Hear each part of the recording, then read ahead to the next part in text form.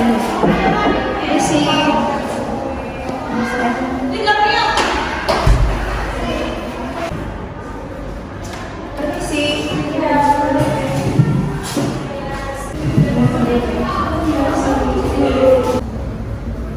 Ayo Mbak, selamat duduk.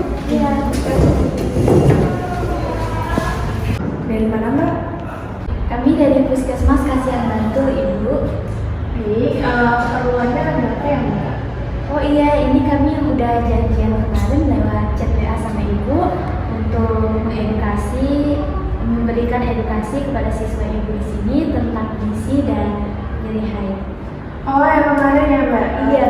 Baik, sudah ditunggu sama anak-anak. Saya akan ke ruangannya ya Mbak, ke aula. Mari Mbak.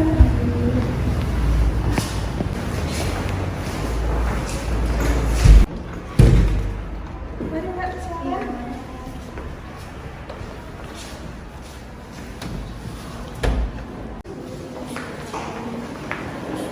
Ayo kalian masuk, Mbaknya udah datang. Ya. Masuk, masuk.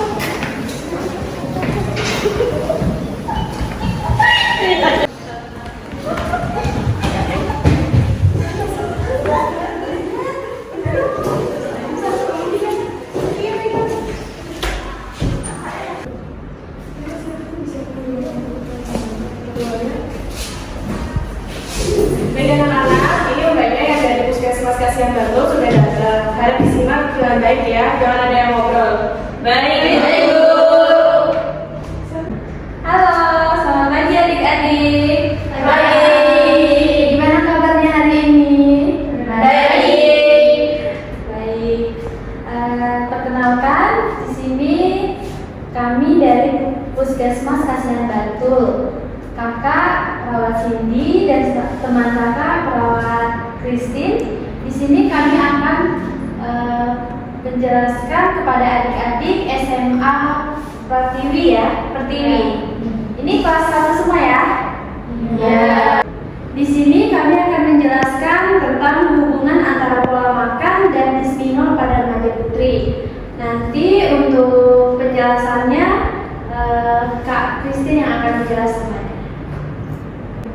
Oke, baiklah sebelum kita masuk ke penjelasan tentang bisminol atau nyeri haid, kakak ingin bertanya, teman-teman di sini atau adik-adik di sini sudah pada haid atau belum? Sudah. Baik, kalau sudah haid, kakak ingin bertanya, apakah saat haid adik-adik sekalian merasakan nyeri haid atau tidak ya? Iya. Nyeri haid ya? Iya.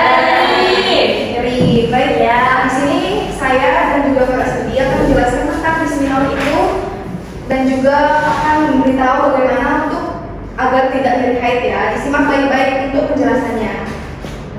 Oke, baiklah di sini kita mengambil tema yaitu tentang edukasi hubungan status gizi dengan kejadian bisminol atau nyeri haid pada remaja putri yang berhubungan dengan sistem reproduksi. Baik, di sini saya menjelaskan tentang apa itu bisminol. Bisminol ini atau nyeri haid ini terjadi karena dinding rahim itu berkontraksi ketika peningkatan hormon prostaglandin, di mana proses pelepasan dinding rahim ini dibantu oleh hormon tersebut yang akhirnya menyebabkan nyeri. Kemudian nyeri haid ini biasanya terjadi di bawah perut, menjalar ke daerah pinggang dan juga ke daerah paha. Terkadang disertai dengan nyeri, mual, muntah, diare, sakit kepala, dan juga emosi yang kurang stabil. Di mana tujuan kita ini melakukan edukasi ini untuk mengetahui pencegahan masalah tentang kesehatan tersebut, untuk mengetahui dan juga menangani masalah nyeri haid atau bisminol itu. Faktor-faktor yang harus diperhatikan dalam status gizi tentang bisminol atau nyeri ini, yang pertama yaitu lamanya menstruasi, bisa menjadi salah satu faktornya. Kemudian kurangnya olahraga, kemudian adanya riwayat keluarga, bisa juga karena status gizi, di mana tingkat nyeri itu bisa bervariasi jika nyerinya semakin hari semakin meningkat. Zat gizi yang kurang seperti vitamin E, kalsium, magnesium dapat mengakibatkan semakin besarnya gejala sindrom pramenstruasi ini yang dapat memperburuk nyeri haid atau bisminol. Seseorang yang memiliki gizi kurang itu biasanya memiliki IMT-nya kurang dari 18,5. Jika dia normal itu IMT-nya 18,5 sampai 25,0. Kemudian jika dia gemuk, IMT-nya biasanya lebih dari 25. Jadi status gizi ini sangat berperan dalam sakitnya menstruasi atau dysmenorrhea tadi, mana jika seseorang memiliki status gizi yang kurang atau terbatas, itu bisa mengganggu pertumbuhan dan juga fungsi organ yang dapat menyebabkan fungsi reproduksi. Jadi zat gizi itu sangat penting untuk sistem reproduksi kita. Oke, untuk penjelasan dari kakak atau saya sudah selesai. Kemudian lanjut untuk Mbak Cindy untuk melanjutkan penjelasannya.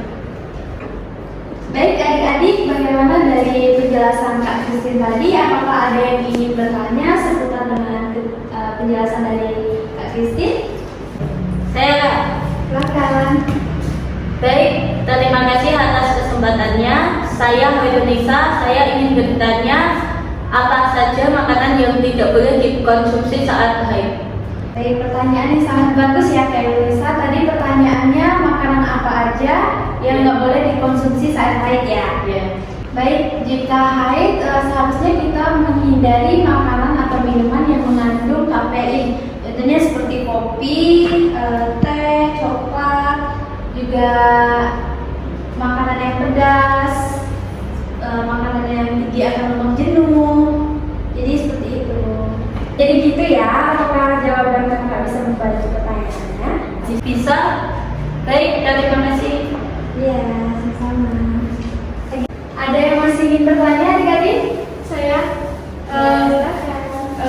saya perkenalkan, saya Farida. Saya ingin bertanya makanan apa yang sebaiknya harus dikonsumsi saat menstruasi ya? Terima kasih. Baik, seperti yang dijelaskan sama Kak Christine tadi tentang gizi, makanan sebaiknya kita konsumsi itu yang makanan yang bergizi, contohnya seperti buah-buahan, sayur-sayuran, daging ayam, pokoknya makanan yang mengandung gizi. Masih ada yang ingin bertanya? Saya Kak, Yes. perkenalkan nama saya Cici. Di sini saya mau nanya bagaimana cara mengatasi nyeri haid itu Kak? Oke, baik. Cara untuk mengatasi nyeri haid, kita bisa melakukan kompres air hangat di bagian ini, juga bisa minum yang cukup, istirahat yang cukup, makan makanan yang bergizi, dan jangan stres. Nah, gimana bisa diterima? Bisa. Masih ada yang ingin bertanya, adik-adik? Nggak ada lagi yang bertanya ya. Jadi kesimpulan daripada yang kita jelaskan tadi, hubungan antara dysmenorrhea dan juga status gizi itu sangat berpengaruh satu sama lain. Semakin baik gizi seseorang, maka semakin berkurang rasa nyeri atau tidak ada rasa nyeri pada seseorang tersebut. Baik adik-adik, di sini kami ada brosur akan kami bagikan untuk adik-adik semua untuk dibaca di rumah ya.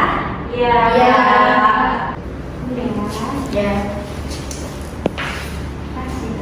Terima kasih Kak.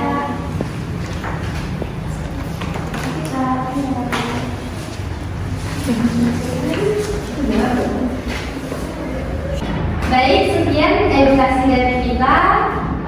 Semoga edukasinya bisa bermanfaat.